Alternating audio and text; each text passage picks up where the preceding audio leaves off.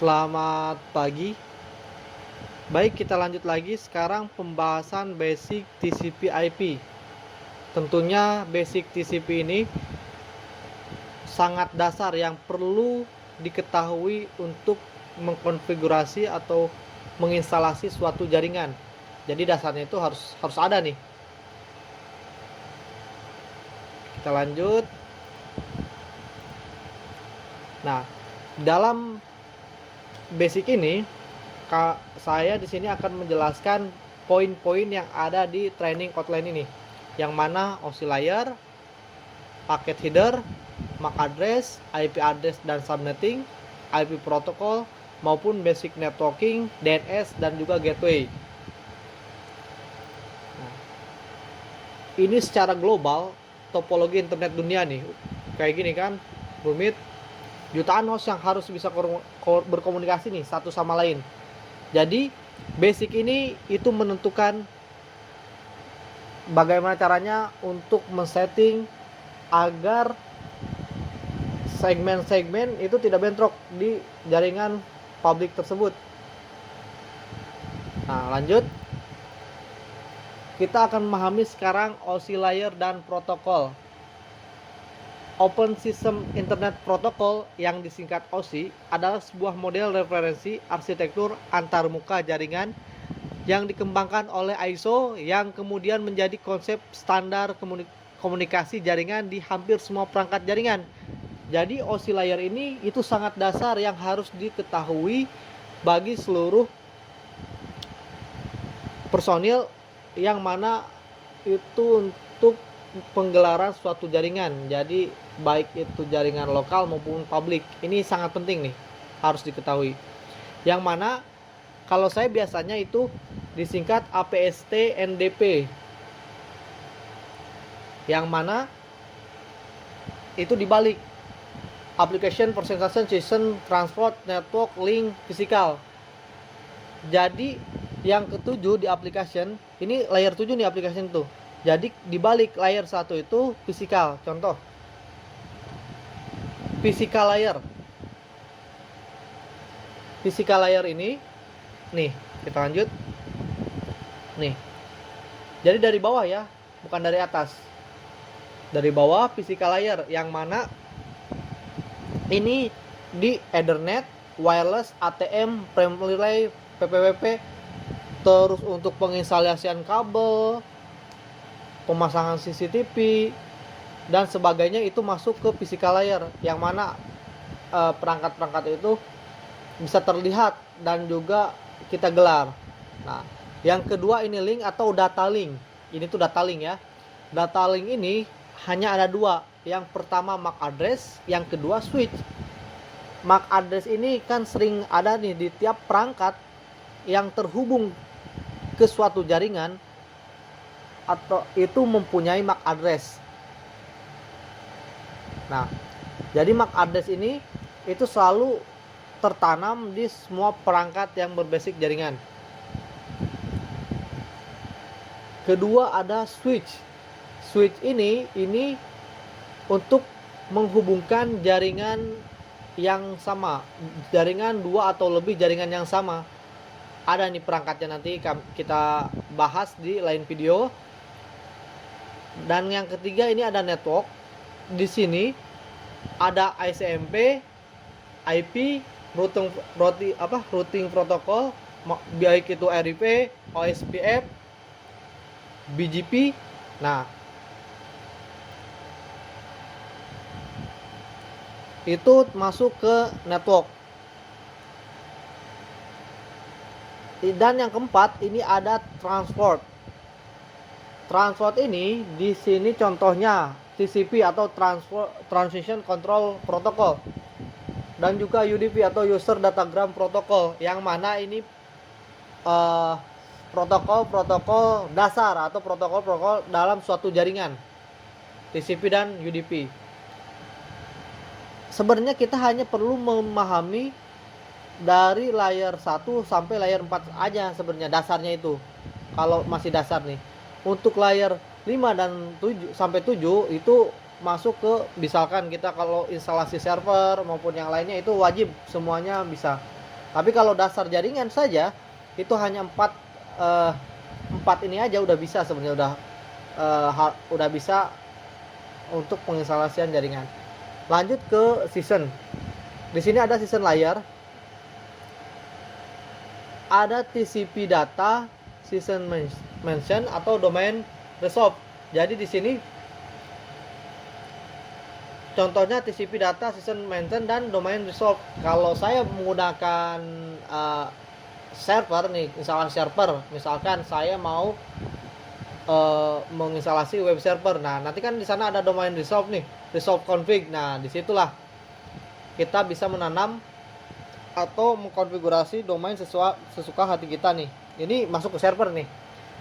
Di sini ada presentation layer ini termasuk di enkripsi, deskripsi maupun MIME. Ini enkripsi deskripsi nih, presentation ini. Lanjut ke application atau layer 7 nih. Di sini ada SMTP. Ini protokol-protokol yang ada di suatu kayak website maupun pokoknya ini untuk kita menginstalasi server SMTP. Nah, ini perlu nih ketika kita memahami SMTP, HTTP, FTP, Telnet, DNS, DHCP, SNMP, TFTP. Nah, kalau kita mau punya server atau mau menginstal suatu server, ini wajib 7-7-nya layer 1 sampai layer 7 itu hafal mati. Oke, lanjut. Di sini ada paket header, ada var, eHealth, terus yang mana di sini var ini itu IP version 4. eHealth ini atau IP header length, type of service, ini 6 bit total keseluruhannya ya. Terus time of TTL itu atau time to live biasanya itu ada di command prompt. Nah, itu kelihatan tuh protokol 16 bit. Oke, kita jangan terlalu ini, kita lanjut. Oke, lanjut ke MAC address. MAC address atau media access control. Jadi digunakan sebagai identitas yang unik dari setiap interface hardware yang merupakan identitas untuk berkomunikasi di OSI layer 2. Tadi yang sudah saya jelaskan ini berada di OSI layer 2. Nah, sebagian bit merupakan identitas pabrik pembuatan hardware. Jadi tiap MAC address ini pasti berbeda. Tiap produk, tiap perangkat itu tidak akan ada yang sama MAC addressnya. Terus heksadesimal itu berdasarkan heksadesimal. Jika sebuah router memiliki 3 interface fisik, maka akan memiliki 3 buah MAC address. Contohnya, saya mempunyai router nanti atau perangkat itu mempunyai 4 port Ethernet. Berarti atau 4 port Ethernet tambah 1 wireless Ethernet. Berarti di sana pasti mempunyai 4 juga MAC address. Port 1 berbeda MAC address, port 2 berbeda MAC address, port 3 berbeda MAC address, dan seterusnya. Untuk virtual interface atau VLAN, di sini ada EOIP, VLAN, maka ditambahkan MAC address virtual. Jadi kalau VLAN atau EOIP ini juga nanti secara otomatis kalau kita men-setting suatu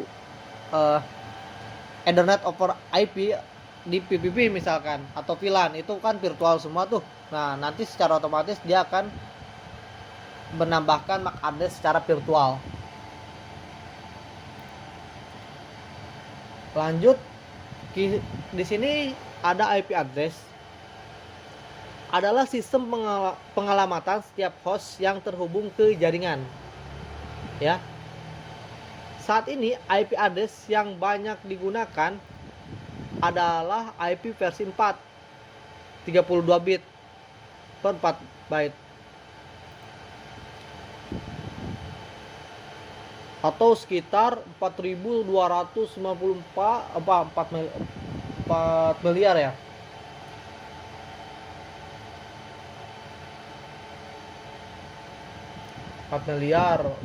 Sekian host.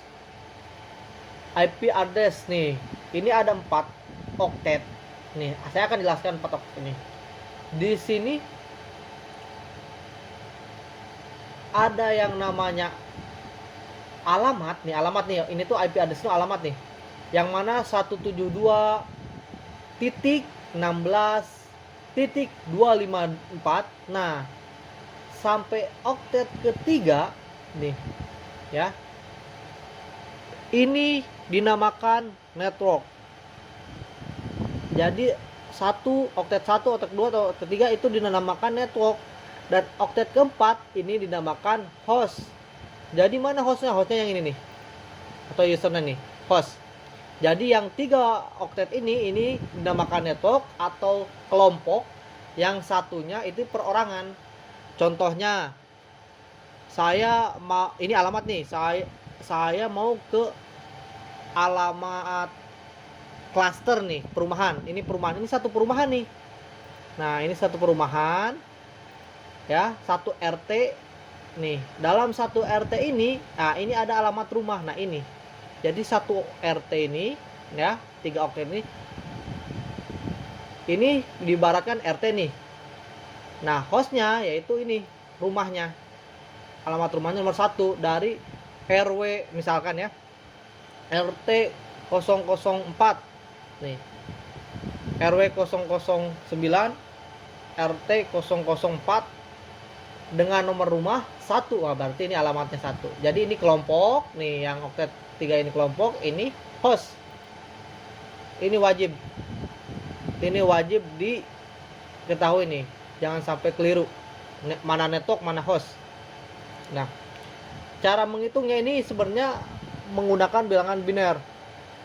Ini nanti kita bahas secara spesifik di lain video untuk pembahasan bilangan biner ini. Jadi satu baris ini terdiri dari 8 byte, yang mana bisa dihitung nih. Nah, ada 8 ya, 8 byte.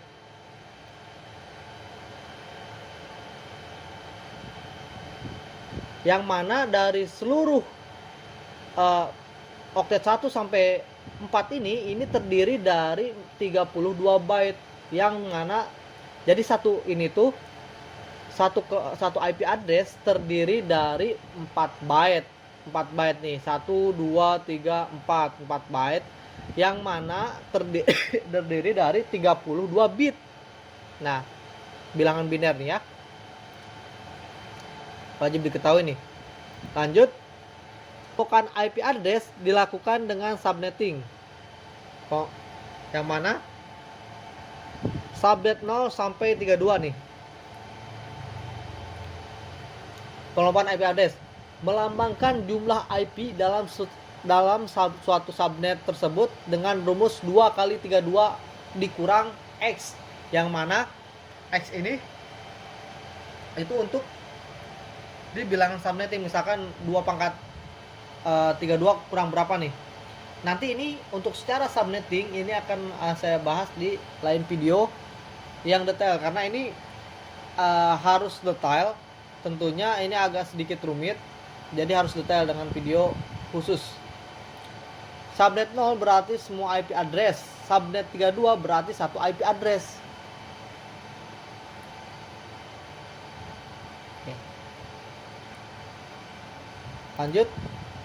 Nah, ini ada IP subnetting, contohnya nih. Contoh 192.168.0.0/24. Jadi net masknya ini 255.255.255.0. Terus kalau prefixnya ini, kalau di secara prefix ini 24. Jadi 254 klien itu /24. Atau kalau di komputer ini tulisannya kayak gini. Tapi kalau di Mikrotik nih, /24 ini, yang mana artinya itu 254 klien. Nah, IP network ini ada di 192.168.0 ya, sampai 0 sini nih. IP network 0.0 ya, IP network ini. Nah, yang mana IP addressnya atau gateway, biasa disebut gateway nih. IP first host itu 192.168.0 kan, tadi sampai network ini 0.1. Jadi host pertama ini atau IP pertama ini awalan IP setelah 0. Jadi ini biasa dijadikan gateway. Untuk IP terakhir 192.168.0.254. Jadi total keseluruhan prefix 24 atau netmasknya atau prefix 24 ini yaitu 254, yang mana IP pertama itu 1 dan yang terakhir itu 254. Jadi ada 254 klien dengan prefix /24. Lanjut. Kenapa kok kan di sini ada 255, 255, 25, kok nggak 255 nanti di sini? Karena 255 di sini dijadikan broadcast. Jadi 192.168.0 ini network sampai sini titik 255 yaitu IP broadcast nih, broadcastnya 255 nih untuk komunikasi untuk keseluruhan. Nah, host IP, jadi total IP di dalam subnet. Nah, yang tadi ya, total IP dalam subnet dikurang -2. Kok bisa dikurang -2? Jadi yang tadi kan 32 dikurang 2. 2 pangkat 32 dikurang 2 yang tadi yang ini nih. Nah, 2 pangkat 32 dikurang X. X ini yang mana keseluruhannya nih, -2. Jadi contohnya kan ini harusnya itu sampai 255 nih. Harusnya itu keseluruhan itu 256 klien kan. Dikurang lah nih. 255 ini untuk IP broadcast dan juga IP network itu di 0.0 nih, 0. Jadi ini dikurang 0 sama 255. Ini yang maksud di -2 ini. Jadi total keseluruhannya ini hanya 254. Keseluruhannya sebenarnya 256, tetapi dikurang 2 yang mana dipakai untuk network 1 yaitu 0 dan broadcast 1 yaitu 255. Oke, lanjut. Di sini ada IP subnetting. Nah, IP subnetting nih, contoh 2.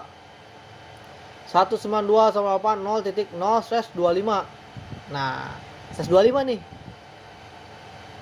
Jadi 255.25.128. Nanti tabelnya saya akan kasih /25 yang mana /24 itu kan 254 klien jadi 0. Sekarang di /25 berarti kepake nih 128. Nah, 128.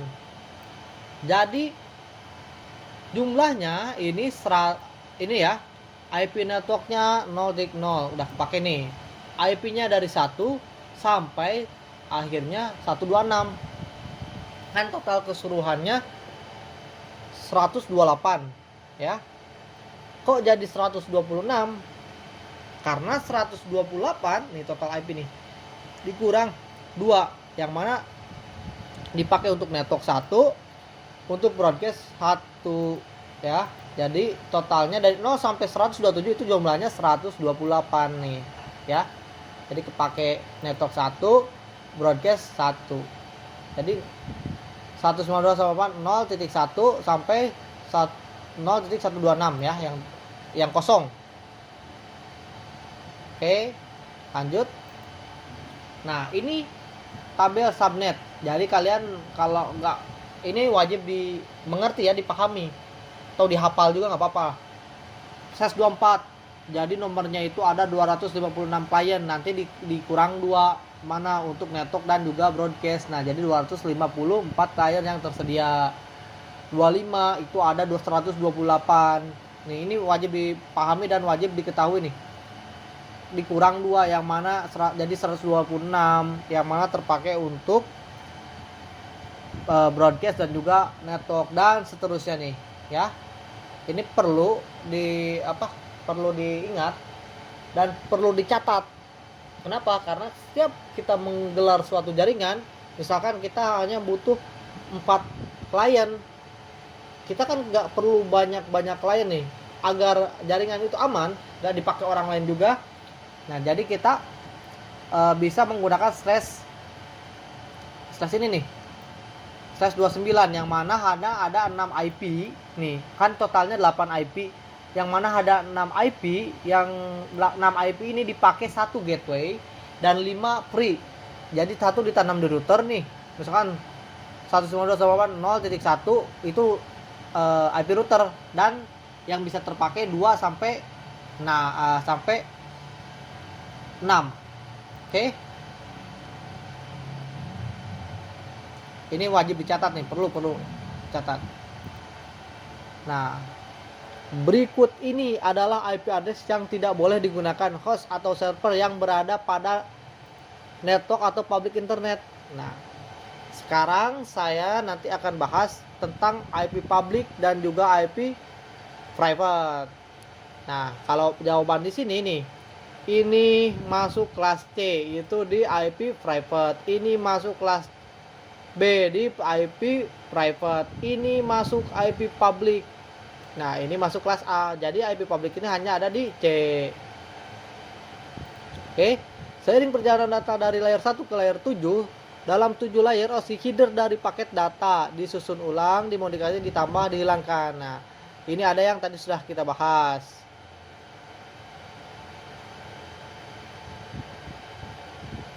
Sekarang kita akan masuk ke public dan private IP address.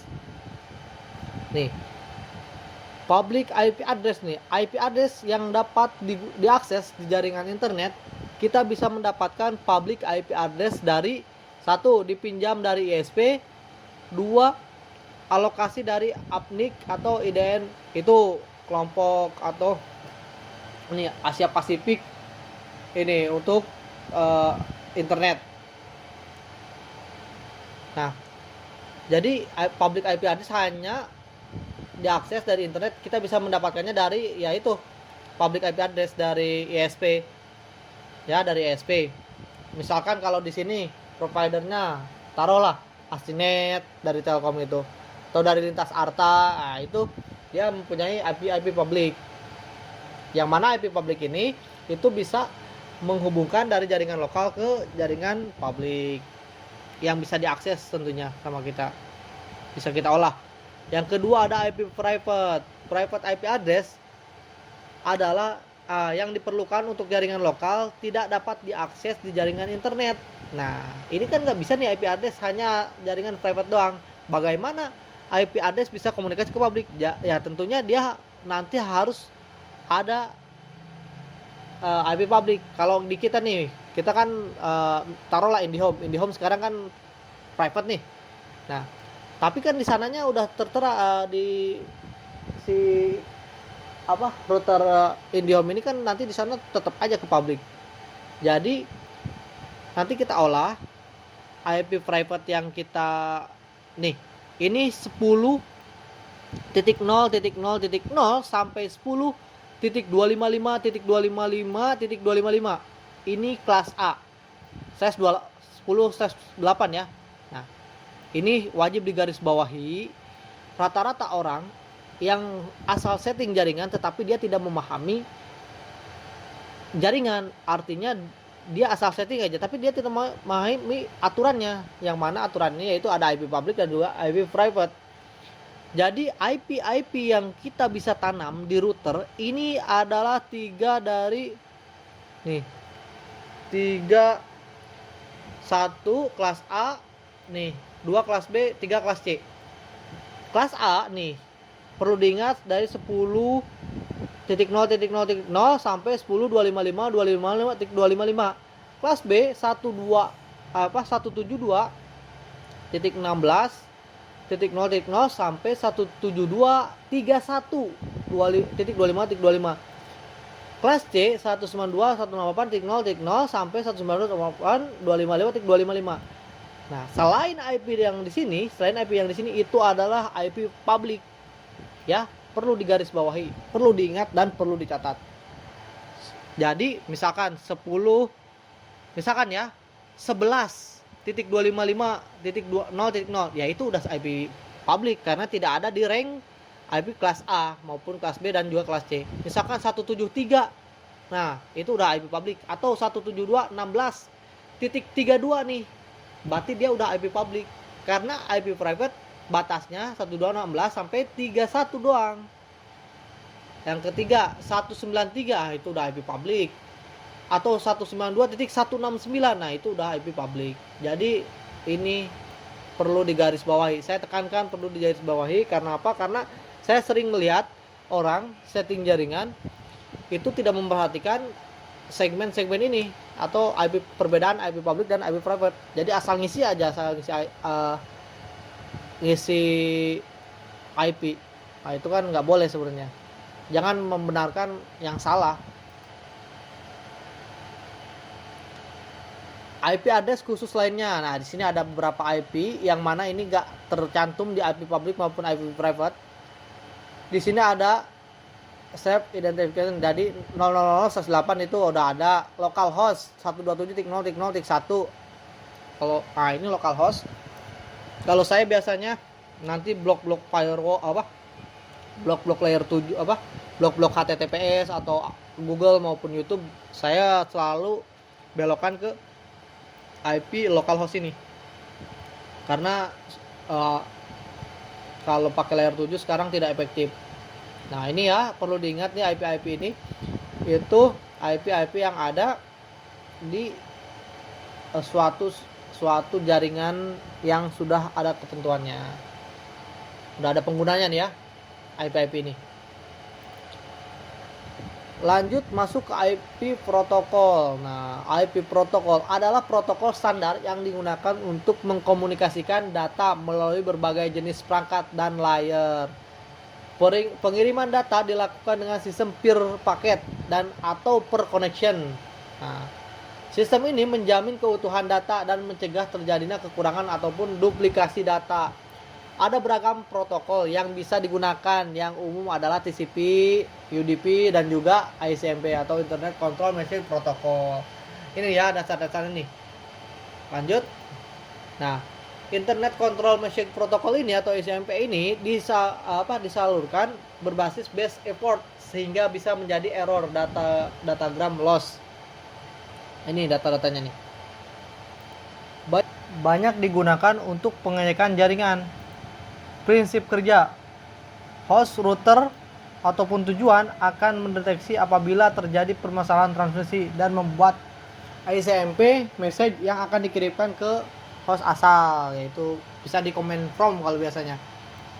Aplikasi ICMP yang paling banyak digunakan ping dan traceroute. Ya, ping dan traceroute. Oke, lanjut. UDP atau user datagram protocol. Komputer yang satu bisa mengirimkan pesan datagram ke komputer lainnya di jaringan lokal tanpa dahulu melakukan handshake connection less communication. Biasanya digunakan untuk service yang mengirimkan data kecil ke banyak host. Tidak ada flow control atau mekanisme lain untuk menjaga keutuhan datagram. Aplikasi yang paling umum menggunakan UDP adalah DNS atau Domain Name Server dan berbagai game online. Nah, di sini ada TCP atau Transmission Control Protocol, merupakan protokol yang paling banyak digunakan di internet. Bekerja dengan pengalaman port yang mana port 1 sampai 1024 itu adalah termasuk low port atau standar service port, dan port 1025 itu high port untuk transmisi lanjutan. Contoh aplikasinya ada HTTP, email, FTP, dan lain-lain. Itu masuk TCP. Prinsip kerjanya yaitu connection overload, reliable transmission. Jadi flexible transmission, error detection, flow control, segment side control, connection control. Jadi dia ada handshake dulu. Lanjut. Di sini ada prinsip kerja TCP nih, connection orientation. Connection diawali dengan proses handshake. Nah, di sini nih ada klien sinkron dulu baru ke server.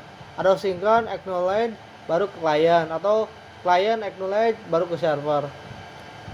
Transmission mampu melakukan pengurutan paket data. Setiap byte data ditandai dengan nomor yang unik.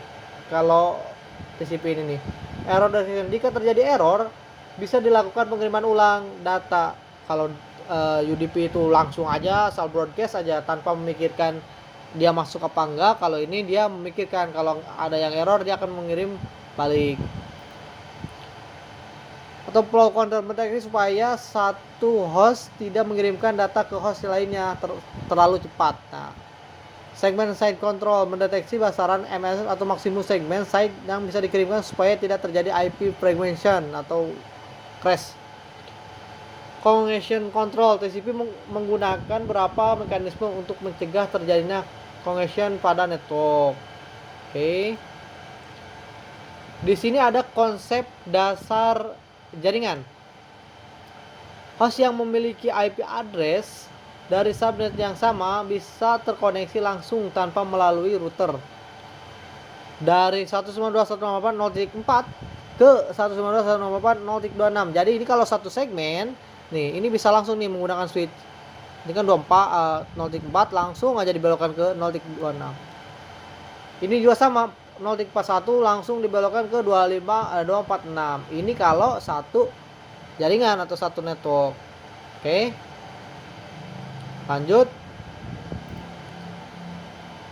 Nah, tadi kan switch. Sekarang router bertugas untuk menghubungkan dua atau lebih jaringan yang memiliki subnet yang berbeda. Jadi kalau switch itu dia menghubungkan dua atau lebih jaringan yang sama.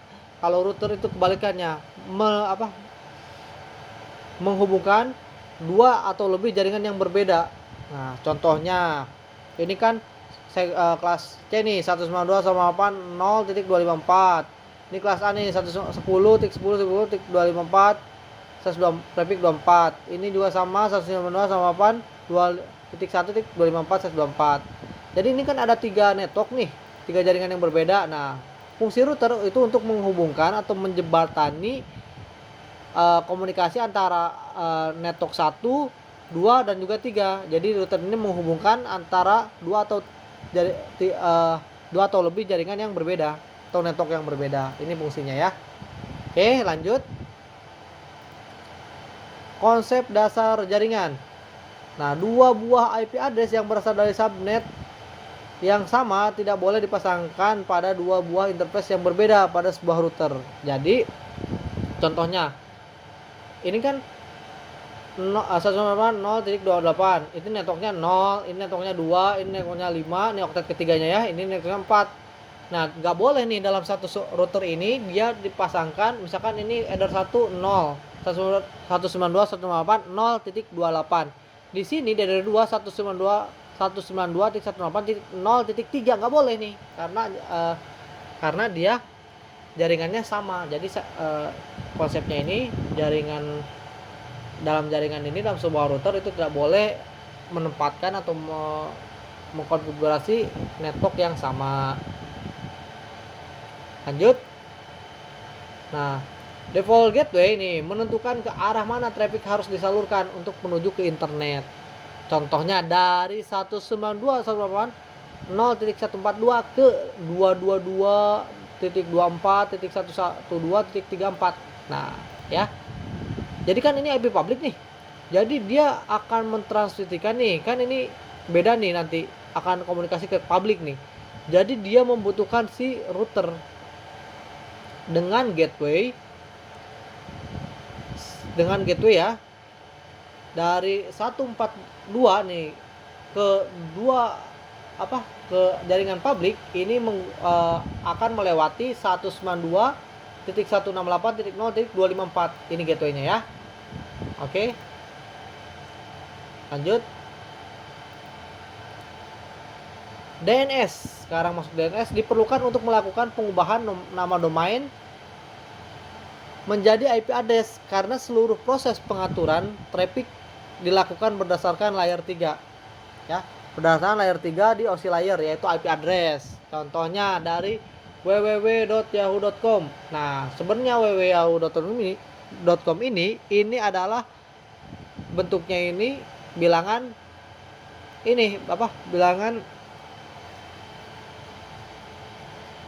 biasa nih. Jadi IP address bentuknya itu IP address 203.0.113.5 nya IP public nih. Tapi IP public ini dia akan dikonversi menjadi nama atau domain nih, www.yahoo.com. yang mana ini tugas si DNS atau domain name server. Oke, jadi itu fungsi DNS ini mengubah dari IP menjadi domain. Oke, lanjut.